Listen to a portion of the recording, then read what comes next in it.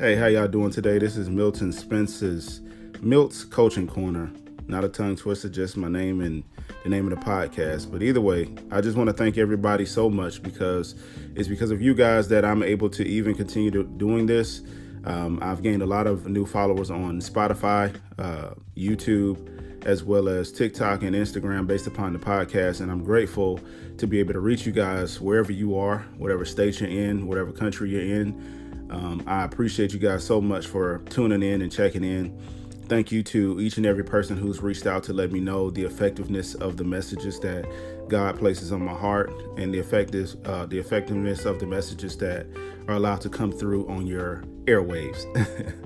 So here we are today. It's the last week of the topic we're covering, which is on relationships. We've covered being in relationship with self and overall how that affects you being in relationships with others.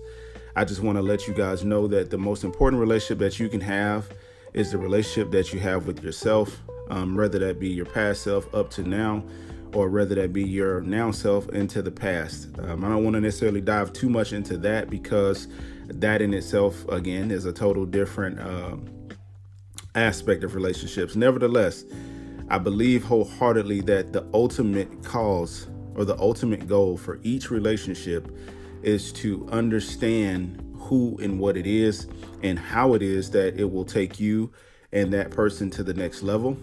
I also think that the ultimate goal of each relationship is to not only live it in truthfulness, but in the fullness there is, which you can experience of a relationship. Guys, I must say, ultimately, what I'm looking for here in the upcoming months is I believe that I'm going to be adding guests onto the podcast. Reason being is because I know that the relationship I have with myself on here is relatively boring. And I don't mean that I'm trying to bore you all. I just believe that conversation benefits me so much more versus me just sitting up here talking. And because it benefits me more, I believe that I'm able to give you guys more, essentially hoping that it benefits you all more and that you're able to get more from what it is that we speak on here. I have not nailed down who, I have not nailed down when or what. I just know that is the next step because it is now becoming essential that I add other people to the conversation because there's so many people who not only give me positive feedback, but there's so many people who let me know what this is doing for them. So I believe wholeheartedly another voice would also help those who can't necessarily hear it coming from me. I don't know what that is or why that is, but I just know that that is. So because I know that, I know for a fact that I need to add another voice, someone who can bring the message, not necessarily just the same message, but can bring the message, bring the conversation forward, and that we all could benefit from it because we hear it coming from different entities. Nevertheless, thank you guys so much for tuning in today. Thank you so much for being here with me today. This episode is on getting past the traumas of your past relationships. Now, this one here, the reason I saved it for last is because of that old homonym, saving the best for last, and the adage of saving the best for last, but mostly because I want you guys to understand. Yes, we talk about having a relationship with self. Yes, we discuss having relationships with the people around us. Yes, we discuss so many things that have so much to do with essentially being a better person and being the best person. I am of the school of thought that the best relationship you can have is with yourself. And then you also can have the best relationship with God.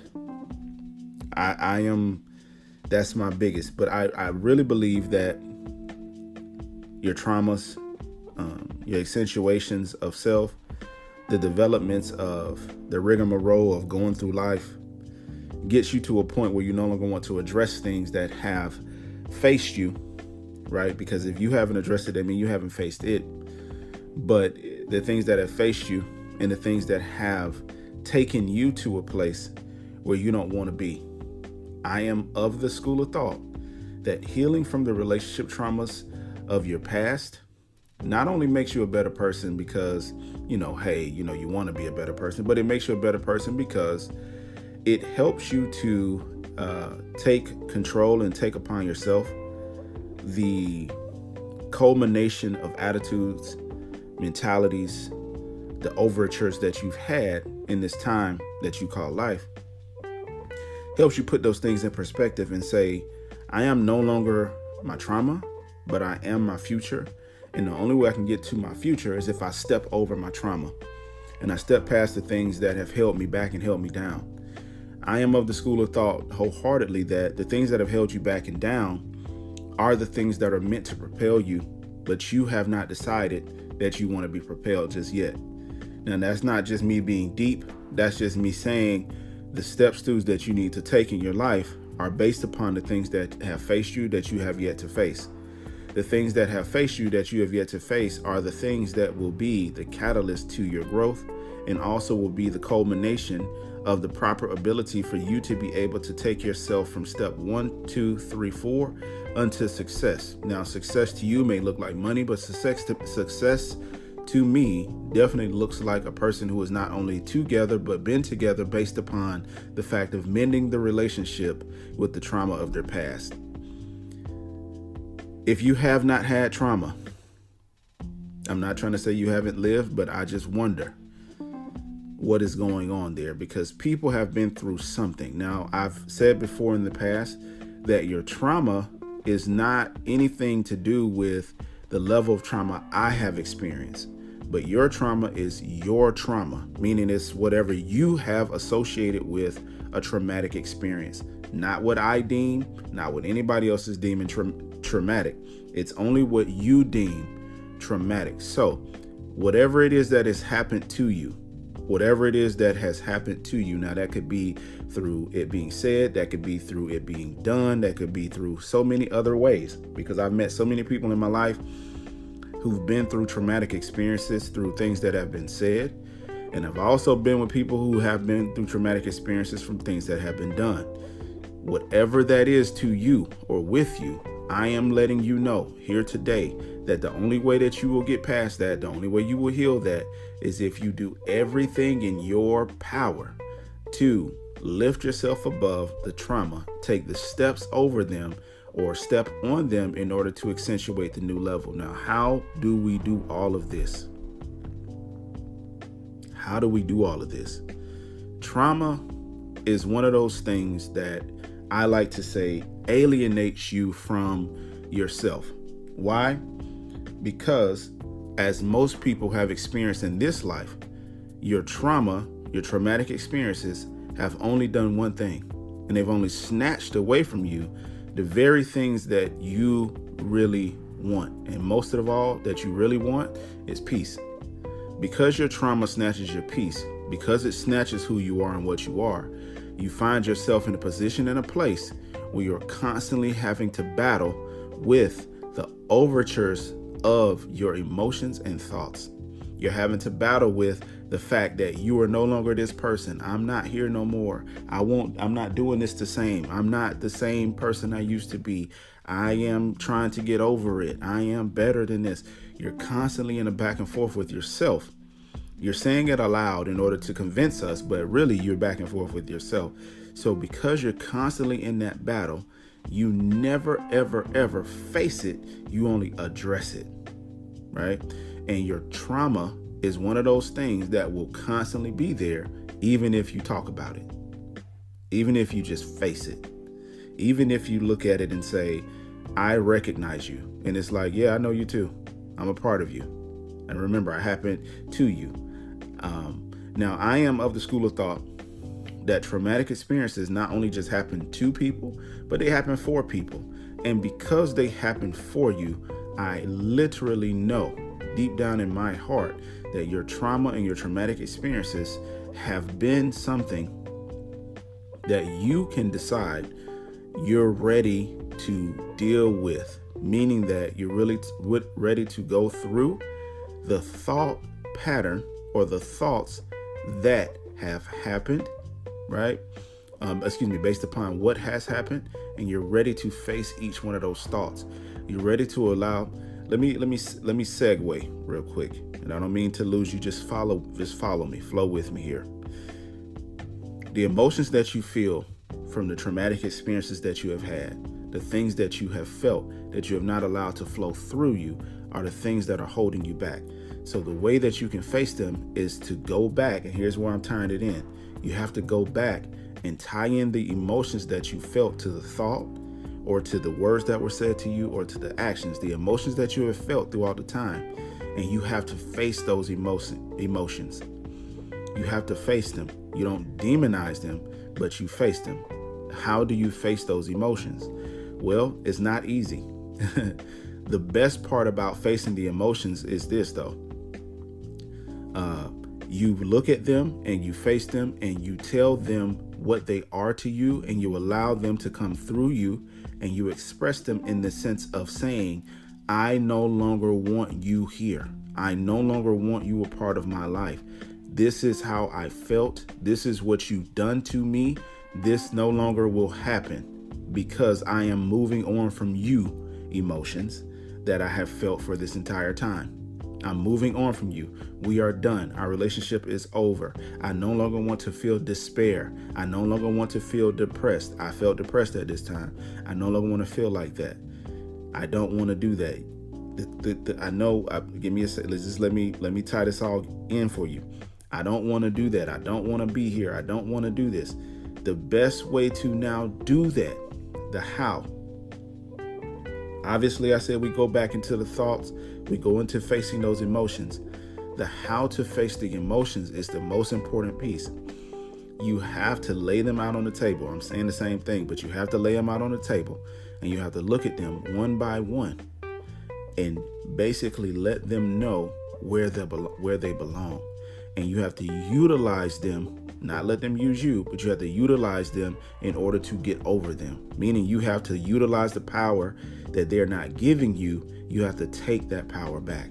And the way you do that is to face those emotions and look them dead in the eye and say, I know that I am depressed. I know that I am afraid. I know that this happened to me. I know I was touched inappropriately. I know she said demonizing things to me. I know he did things to me. I know this made me feel this way. I know that I must get over this. And I know that I no longer will be this way. When the emotions come back, you now keep doing that each time, because they keep coming back because they believe, right, that they're a part of you. It believes that it belongs with you because you've carried it for so long. Your freedom comes in telling yourself the truth, not accepting things that it is what it is. Your freedom comes in telling the truth, not just saying it is what it is. Everything ain't just what it is. Everything has an origin. Everything has a tie. And if you believe for 1 second that your emotions are any different from anybody else's, you are playing yourself. You are not special in the emotional realm of life. You're not special. What you are is a person who's experiencing them, and you need to make sure that not only do you experience the emotions, not only that you have the emotions, not only that you realize them, but you have to let those emotions flow. A lot of us don't realize that emotions are like a flowing water. You're meant to experience them, not bottle them up, not lash them out, because water itself takes the shape of any form that you put it in, but it also is not reckless unless you make it that way. You can't blame the way you react to things on other people. Water is going to be what it is. You have to either put pressure to it or allow it to flow. Now, if you allow the emotions to flow throughout your life, what I'm meaning by that is if you allow your emotions to flow and you allow yourself to go out here and do the things that you're supposed to do and be the way that you're supposed to be and operate in the way that you're supposed to and let things out when you need to let them out and talk to people about things and say things the right way. I believe that a lot of us don't realize that the right way to do things is the wrong way to do things in the sense of non-immorality, but in the sense of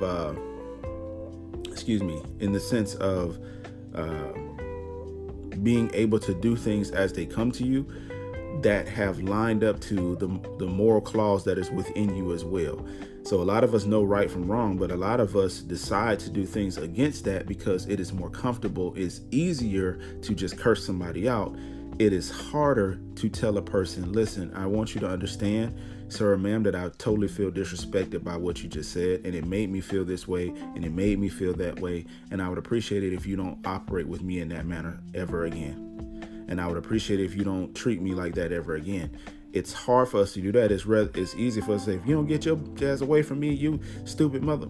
Like, it's easy to do that. I know some people like to say articulating emotions, sure, but it's harder to express the way you're feeling and express what you're feeling because all you are tied to, and here it is, I'm bringing it all back home, all you are tied to is your trauma. That's all you're tied to. Because you have not let go of how that particular action that you feel this time that made it easier for you to curse that person out. You ain't let go how that made you feel the first time. You got people in your family right now that have said things to you that you have let slide.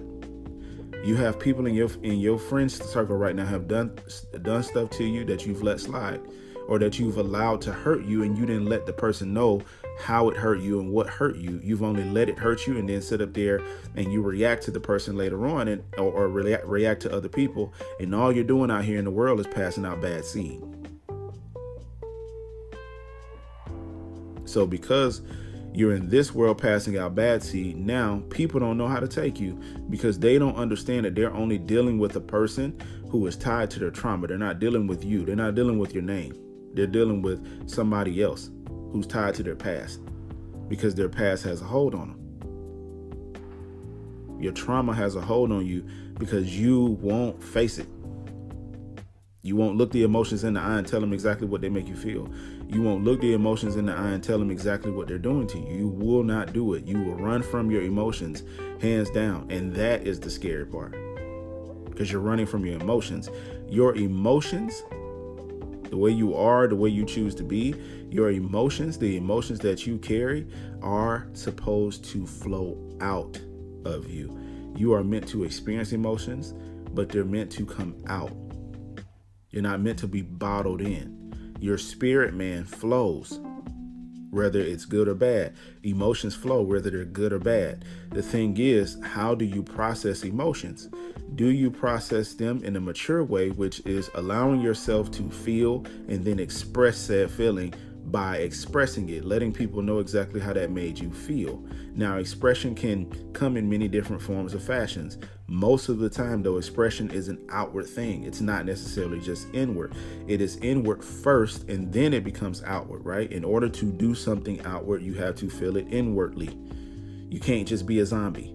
I'm sorry. Those of you who just want to walk around and act like you're emotionless, you're not. What you are is honestly, you're dim with it because you have not faced the very things that you are. You're human. I'm stoic. No, what you are is a person who's cut off a part of themselves in order to pretend that there's something else. I'm tough-minded. No, you're not. What you are is a person who's cut off a part of yourself in order to pretend like you're something else.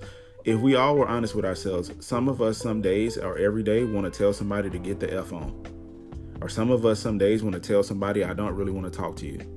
But the problem is we also understand about ourselves that we are not mature emotionally. And we understand that we do not face our emotions as adults. And we do not face our emotions as people who really, really, really want to see change from in the other person. We don't face our emotions. What we do is blame our emotions on each other and blame our emotions on other people because it's easier to do that than to look yourself in the mirror and look yourself in the face and look at other people in the eye and tell them how they actually make you feel. There's nothing wrong with going to a coworker and telling them, hey, listen, when you come to my desk in the morning, this is not to offend you, but I'm the type of person that when you come to my desk in the morning, I need a second. I'm not really that talkative in the morning.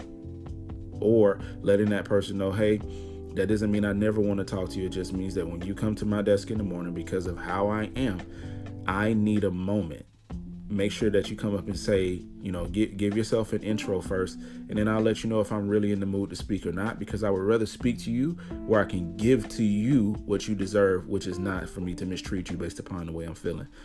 Doing that, having the nuts excuse my language, but having the confidence to really stand behind your emotional well-being means that you have done everything in your power to face your trauma. Now, I could talk about my illicit traumas, and I could also talk about the ones that also I have caused on myself. And I could tell you that I have done the job and doing the work, in order to face those one by one. And I face those emotions every time they come up. I face those emotions, and I've allowed myself to come into a space of flow, come into a space of letting be, come into a space of talking. This is why this podcast for me has not just been therapy, but also has been an extension of the person that I am, to let you guys see how I express. This is Milton.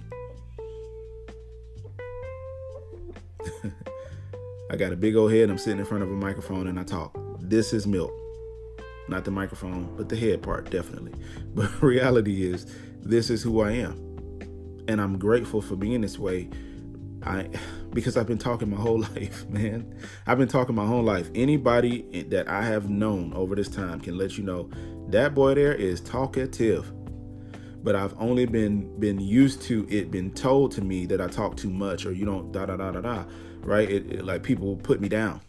So I use it now. And I say, well, I'm going to talk because I want to talk.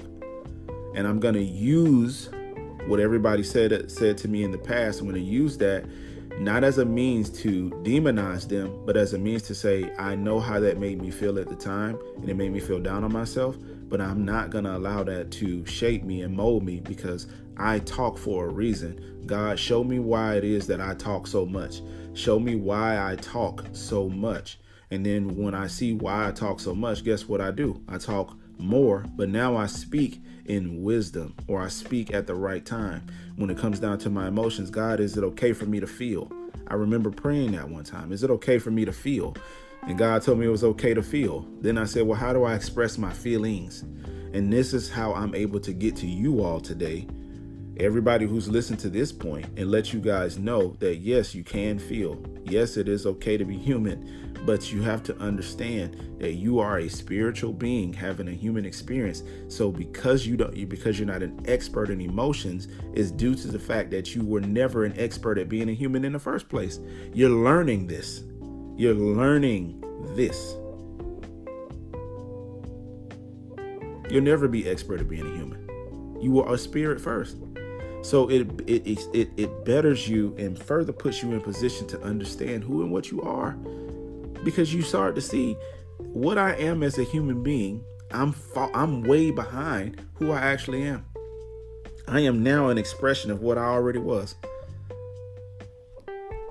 I'm now an expression of what I already was. So why am I trying to be perfect as a human versus perfecting the spirit man of me coming out of this human experience? I need to let that person shine, because this human form of me will always fall short. I'm not good enough, right? And that doesn't mean you're not good enough. Don't take it like that. But I'm not good enough to only accentuate my human self. I have to tap into what is higher. I have to be what is better. I can't continue to be this human and think that, oh my God, I got it together. No, you are now not what you should be. You are only now what you have already been. You just catching up to it. Congratulations.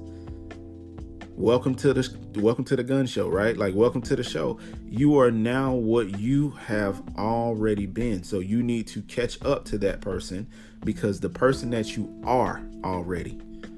The reason the trauma has happened is because it wants to keep you away from. It wants to keep you away from who you already are. Nothing comes against you except for to hurt you, to take you away from who you are. Everything you are, the person you are, the person you really want to be, it's already here. You just need to tap into them. You need to tap into them and realize everything happened to you. This is why you face the emotion. This is why you face yourself, to realize, wait a minute, I was talkative as a young man. I talked. You talk a lot. Yeah, that's true. That is true. You see, now when people say that to me, I'm like, yeah, that's right. I do. I actually talk a lot, man. I talk a whole bunch. But if you listen, you might just earn something to learn something, man. And it ain't because I know everything. It's because what God has placed in me. It's because the person I am. I can't say to you or to anybody else that I know everything, because I don't. All I can say to you is I know what I know. And I keep learning, right? I don't cut myself off from knowledge at all. I love to learn.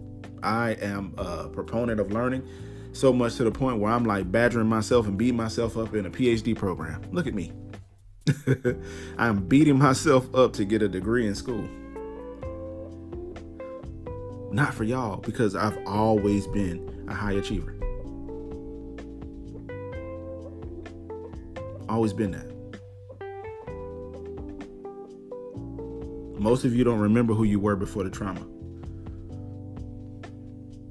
Those of you who do, you have a gift. Because if you remember who you were before all the trauma, that's the person you actually are. You want to know how you get back to them? How you hug them again? You need to get into a very quiet place. Close your eyes and talk to them. Tell them you love them and you miss them. And get back to them. Get back to being them. With the maturity that you got now. With the knowledge you got of this earth now. Get back to being them. Bring them out more. And when those emotions, those traumas rise up, face them. Don't run away. Don't push it to the side. Don't compartmentalize your healing. Don't compartmentalize your healing. Heal. Face. Don't run. Your destiny is above you. Your destiny is ahead of you. Your destiny is behind you. It's to the left and the right of you. So love yourself enough to chase and run after your destiny. I love y'all, man. Peace.